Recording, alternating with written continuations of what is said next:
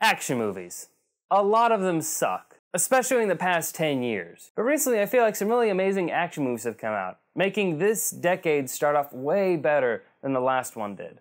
So I wanted to talk about my favorite action movies of the past 5 years. But let's get right to it. In no particular order, here are my top action movies of the past 5 years. 13 Assassins. This 2010 Japanese movie, directed by Takashi Miike, is a remake of a 1963 movie of the same name. It's about 12 samurai and one asshole who they found in the woods, trying to assassinate a feudal lord who is so sadistic and cruel that if they allow him to live, it could plunge their entire country back into war. To do so, these 13 assassins have to take on an army of over 200. This movie does so much right.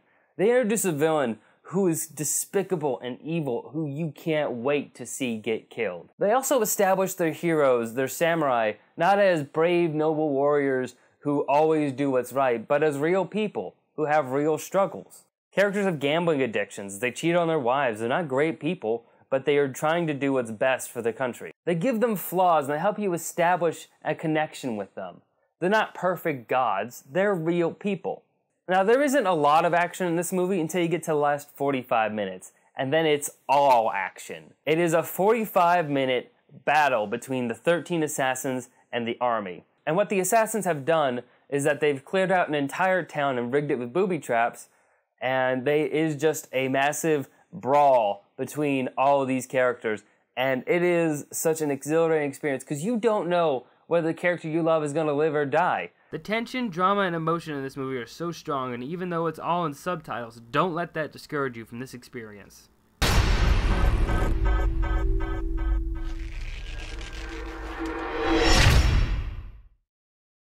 Mad Max Fury Road. This movie is the reason I thought of doing this list. George Miller returns after 30 years to his main franchise, Mad Max. And this, by far, I think is the greatest movie in the Mad Max series. This film is raw art, from the cinematography, to the coloring, to the action, to the characters, the dialogue, or the lack thereof, really. Coupled with some of the most ridiculous, insane action sequences I have ever seen, culminate into the true must-see movie of 2015. This movie is a 2-hour action sequence. But in this 2 hours of just pure, exhilarating action, they're able to set up their characters, the reasons you care about them, their motivation, why they are the way they are, and you understand and care about them. This movie, while taking place in a desert, is able to do something that a lot of action movies don't do, and it adds a lot of color to everything. A lot of action movies nowadays like to drain the color from things, to make things all muted and meat. But they do the exact opposite with Fury Road. Everything is bright and colorful. One of my favorite scenes is a shot during night, and the contrast and the coloring they have for the nighttime scenes is so cool looking. Everything isn't dark and dreary so you can barely see anything. You can see everything clearly, and it all looks really good. They do coloring right in this movie, and that's one of the best things for me, honestly. They're able to do this great coloring against this sandy backdrop, which a lot of movies would just go muted with that stuff, but this movie decides, no, we're gonna be colorful. We're going to be exciting. And one of the most exciting things about this movie is the lack of CGI. George Miller decided to go with more practical effects in this movie, and the practical effects make this movie as amazing as it is. Because if you wanted to CGI this stuff, it just wouldn't hold up. You would see it. You see CGI so easily in movies. You see it, and especially bad CGI. You see one frame of bad CGI, you're like, I'm out of the movie now. That's some bullshit CGI. And you know when you look at it from 10 years down the road, it's gonna look horrible. But Mad Max doesn't do that. Mad Max is practical effects, and the CGI they use is just to take out safety rigging. It's not intrusive, it's not over the top. They leave most of the stuff to practical effects, and that makes this movie amazing, and it means it's going to last. What's your name?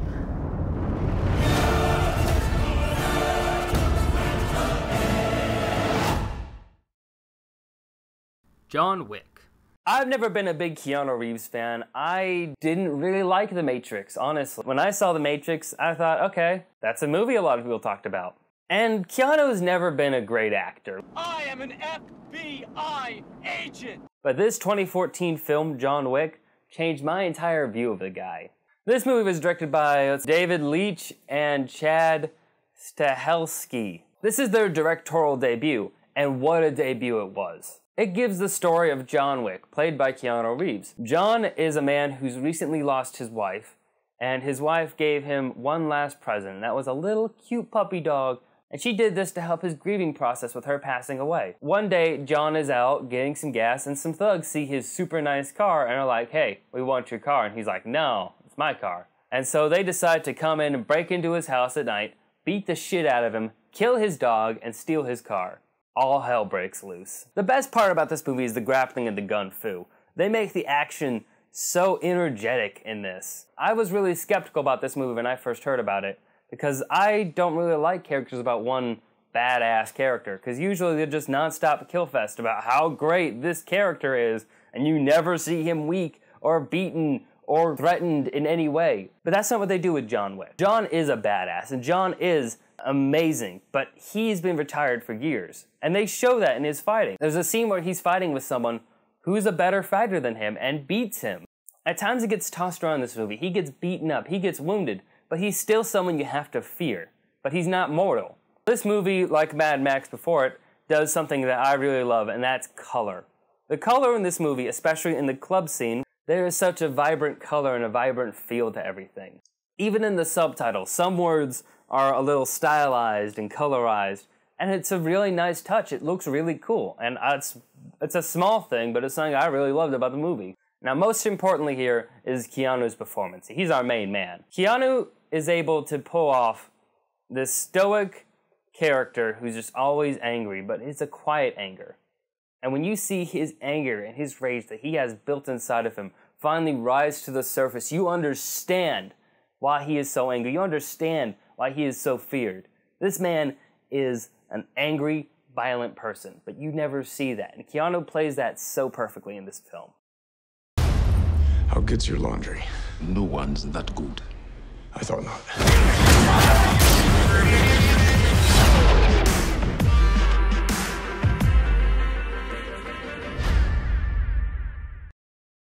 Snowpiercer. Another foreign film. Kind of. Now, Snowpiercer is based on a French novel, and it's directed by South Korean Bong Joon-ho. Now, for the most part, this film is in English, and it stars Chris Evans, known American actor, who you may have heard of being Captain America, which is really, honestly, as American as you can get. Now, Snowpiercer is another post-apocalyptic film, but instead of in Mad Max, where everything's hot and desolate and it's a wide open area, this film is about a post-apocalypse where everything is frozen over, and the rest of humanity, all of humanity, lives on one train. Now, the lower class people all live in the back of the train, where our main character, Curtis, played by Chris Evans, is the leader of these people. They want to move to the front of the train and try and restructure this whole class thing, because for them, everything's a raw deal. They get to eat little packets of protein, little protein bars for their food. They get nothing else. They're all cramped together and smushed into the back of the train, and they have had enough, and they want to move forward. Now, like many Asian films, they do the action incredibly well. It's beautifully shot and beautifully executed, but this movie is probably the least action movie of anyone on this list. And honestly, that's not really a bad thing. This movie is able to pull off a lot more tension and drama, and the performance by Chris Evans as Curtis is amazing. He puts so much heart and dimension and drama into his character that you understand his decisions, you understand how difficult this life is, and it puts you in his shoes, and it makes you say, if I were him, how would I handle this? This is your destiny.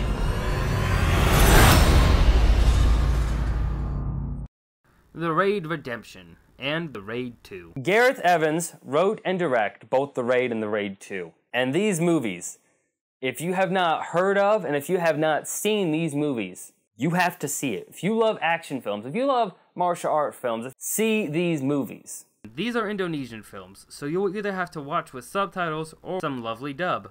And by lovely, I mean laughable. Like Godzilla laughable. But it gets the job done. Personally, I watched it dub, and I kind of regret that I did, but that's a choice for you to make. Now let's talk about The Raid first. Now The Raid came out in 2011, and it's an Indonesian action film about a character named Rama. Now the main character of this film, Rama, played by Iko Uwais, is a cop who goes out on a raid with his SWAT team to take down a crime lord named Tama. Tama controls this 30-story apartment complex, and they are tasked with going in there and taking him down. But they're quickly overwhelmed and most of the team's taking out. So this turns into a survival movie about Rama trying to make it through this raid. Now this is a martial arts film, and the choreography and stunts in this film are awesome. They have such a creativity and brutal style to their martial arts, and it's something I'd never seen before. It's something new, it's something exciting, it's exhilarating. Now Rama throughout the film never really has people who are on his level. There's one guy, and that's a really amazing fight, but most times he's fighting against groups of people who are weaker than him. Big groups, splitting his attention up all over the place. And typically in movies where they fight big groups, you're like, how come they're not all like running at him? In this movie, you don't think that. They're all trying to get him. They're taking every opportunity they can to hit him. And he is getting hit, he's getting beaten, but he is able to dodge and use his ability to beat these guys. It is a movie about pure human will, and it is astounding to see these guys work. Just thinking about choreographing this stuff is amazing. Now, if you're looking for a fun Friday night, you have some friends over, you want a movie, choose The Raid. You can't go wrong with this film. It's only an hour and a half. It's about 100 minutes long, so it's not an incredibly long film. So the story and the fights are all really packed in there, and you don't have to wait very long until you get to some crazy action scenes.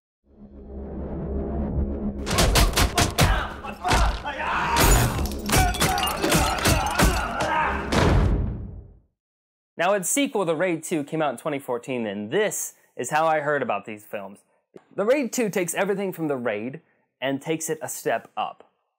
Now this film takes place right after The Raid, and Rama has to infiltrate a criminal organization to take down the people who are controlling Tama, the bad guy in the original movie.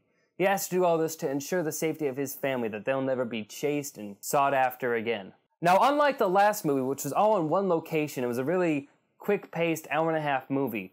The Raid 2 is a large 2.5-hour film that takes place over the entire city with larger action pieces, with car chases, with more characters and more time to develop things. But there is one thing that isn't different in this movie.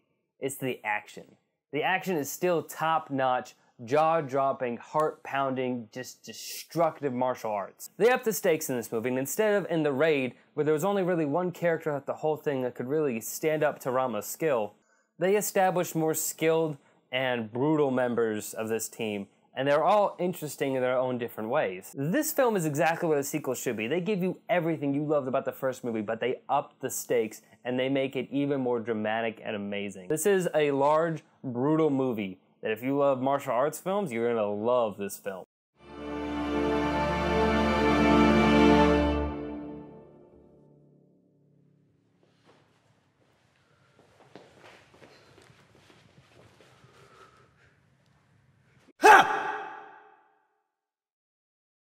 Now these are my top 6 action films of the past 5 years. If you look at these movies, they all do really similar things. They set up amazing heroes, whether it be Rama, Curtis, Mad Max, John Wick. They set up these great heroes and they give you character to them. These heroes aren't necessarily good people, they're not necessarily bad people. They're not like Superman or Neo in the second and third Matrix movies. They have struggles. They aren't able to take all these people at the same time. They need help. And it's the tension and drama, the mortality of your hero that make these movies so good. It's not like in movies like The Expendables, or how in superhero movies, when you watch The Avengers 2, you're like, yeah, Chris Evans isn't gonna die because they have Captain America 3 confirmed. So basically what I'm trying to get at is that all these films on my list are amazing films. If you haven't seen them, see them. If you have seen them and you don't like them, tell me why. Leave a comment down below. Tell me what you think about it. Like, share, subscribe, do all that stuff. Gotta say it, whatever. Thank you again for watching this video and have fun. Oh, what a day! What a lovely day! Hey guys, if you like this video, you can always subscribe to my channel, check out my other videos like this one right here on the How I Met Your Mother ending, and why it wasn't quite up to snuff. You can also check me out on social media. I have a Facebook page, a Twitter, a Tumblr. Those will all be located in the description below. So yeah, you can check those out. If you have any suggestions of what you'd like to see me complain about, review, or talk about in the future, you can always leave a suggestion right down in the comments. Or you can tweet at me. I always listen, because I got nothing else to do. Alright, hey, thanks again for watching. We quit for real this time.